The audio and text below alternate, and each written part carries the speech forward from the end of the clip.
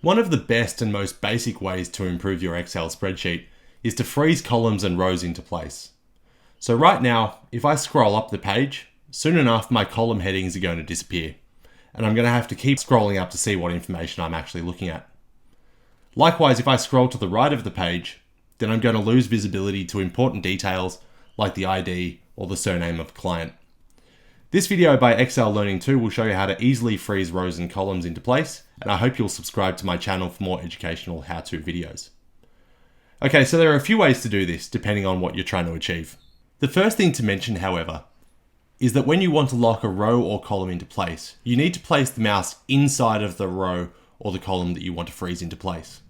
So for instance, if I want my client IDs and surnames to always be visible, then I'm going to have to place the mouse in the cell of the first name column, so over here.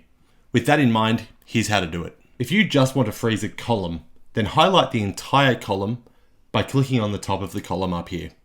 So again, I want to keep ID and surname both visible on the screen, so I'm going to highlight the column just inside of the surname column, which in this case is the first name column.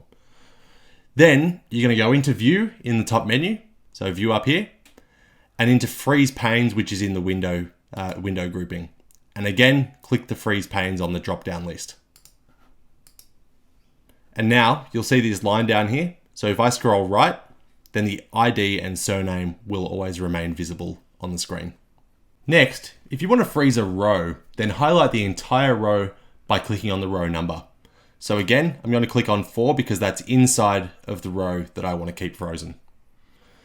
So what you do next is you go up again into the View in the top menu and go to Freeze Panes. And once again, Freeze Panes in the drop-down list. And now if I scroll up or down, those column heads will always remain visible. Finally, if you want to freeze both a row and a column at the same time, then simply click on the cell inside of where you want to freeze and follow the same steps once again.